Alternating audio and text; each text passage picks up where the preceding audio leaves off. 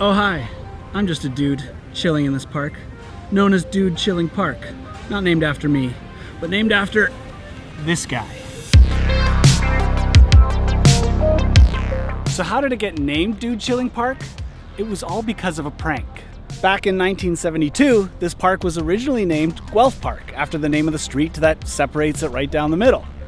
And then in 1991, artist Michael Dennis installed this reclining figure in the park. And then in honor of the relaxing figure, local artist Victor Briastensky installed a fake prank sign that said Dude Chilling Park. And it has since been embraced by the city as a public piece of art. So this is not the real name of the park. It's still named Guelph Park, but this sign here is an art installation by the city. See, this is the real park sign. Now, Guelph Park has a tennis court, an elementary school, playgrounds, a gravel field, a grass field, a community gardens, but it's most notably known for this part of the park behind me, which on a sunny day is the spot in the city to come for a picnic. But it's because of the dude and the legend around the prank that makes Dude Chilling Park the #1 coolest park in Vancouver, according to the Yelp reviews. If you're looking for a guide to Vancouver with all the touristy spots and the typical places to go check out, this is not that video. In fact, this is not your average guide to Vancouver. This is part 2, and we're gonna finish this video with a bang. So let's continue.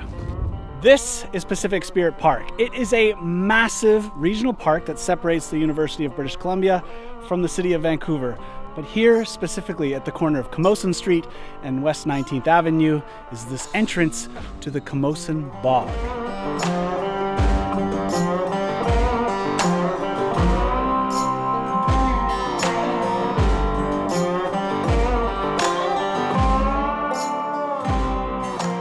Now, a bog is a wetland which attracts dozens of birds, and with that come other species and tons of plants, so this area is protected.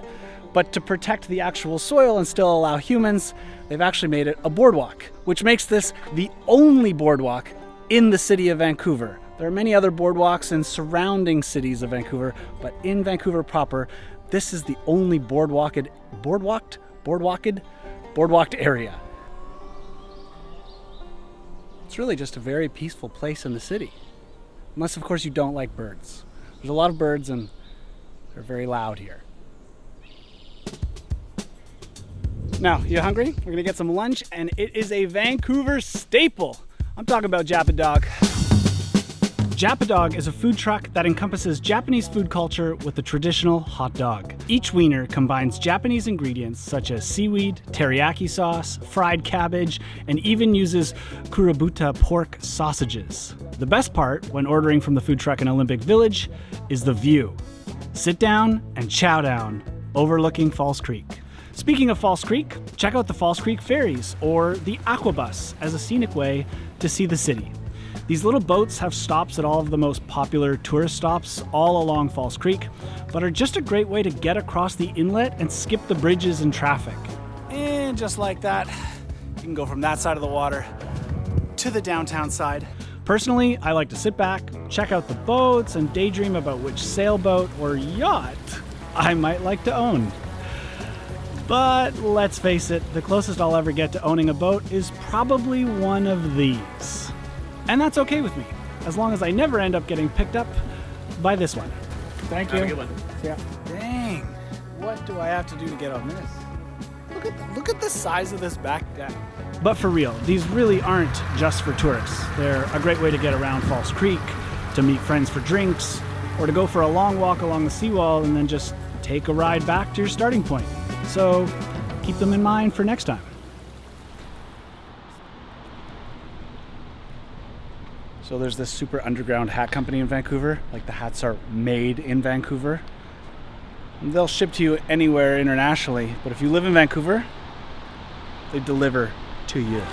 Delivery team. Hello, the Worth hats are here. Worth hat delivery team.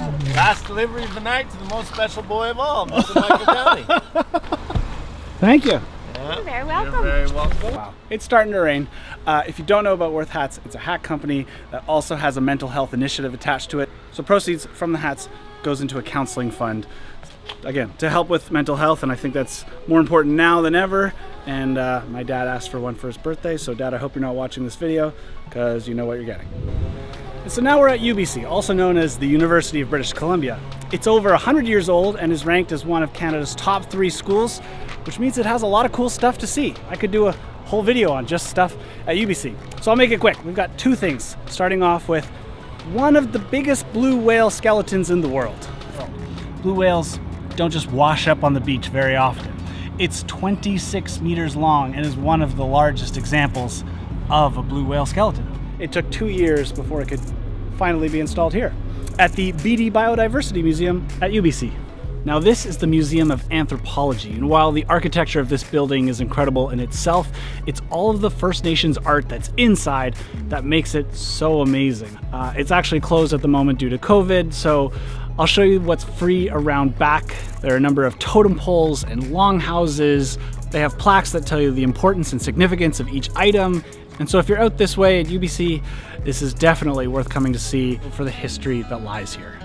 And this is Casa Gelato, a Guinness Book of World Record holder for being the only ice cream parlor with 238 flavors.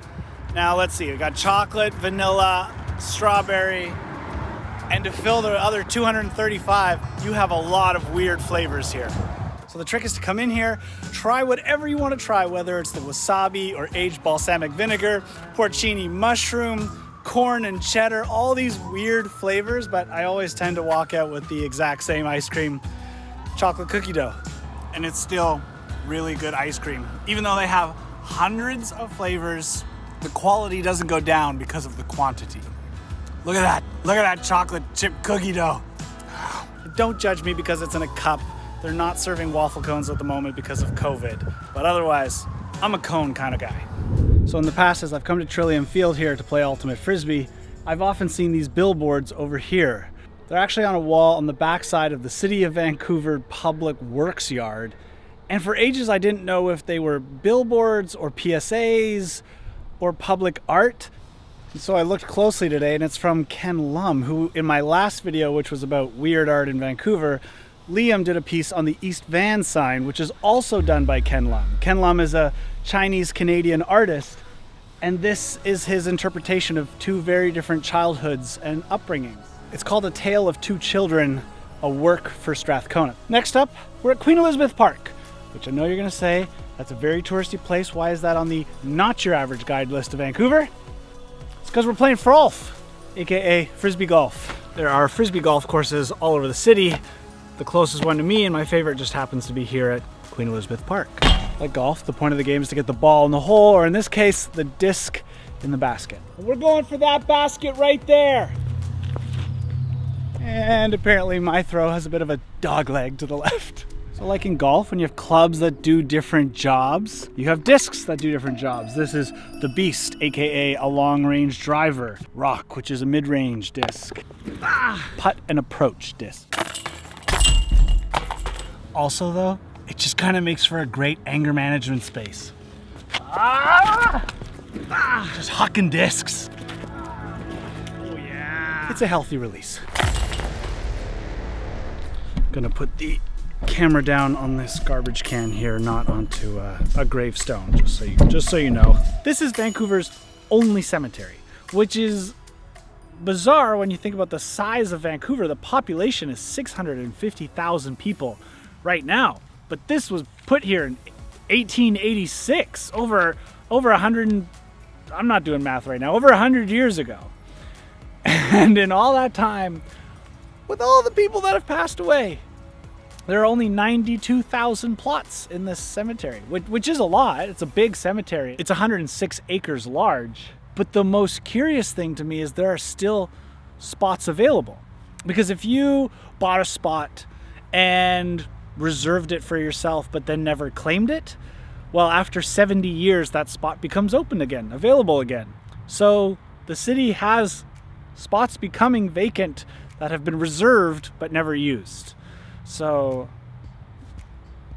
there's spots here for you. Hashtag not sponsored, but it's the only one in the city. It's a really nice cemetery, but I know what you're thinking. You're probably saying, geez, Mike, couldn't you have finished on a lighter note, something other than a cemetery? I gotcha. And as promised, we are finishing the video with a bang because that is an actual cannon aiming at Vancouver. It goes off every night at 9 o'clock. I've had a lot of fun making this one with you, so thanks for joining me.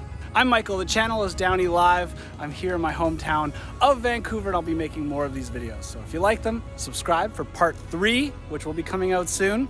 And at the end of this video, you can watch part 1. There will be a box that will pop up here.